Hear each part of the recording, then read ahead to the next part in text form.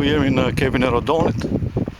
Kjo është kisha e famshme e kepit. Kjo është pjesa e daljes në det. Këtu ka qenë një repart i forcës detare ku në tunel ka pasur siluro. Këtu kemi tabel lidhni me trynat në kosh që bën thirrje për mbajtjen e mjedisit. Këtu është burimi i vjetër i ujit.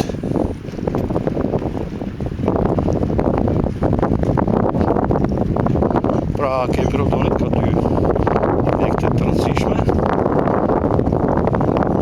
Njëra është kalaja dhe tjetra është kisha bizantine përveç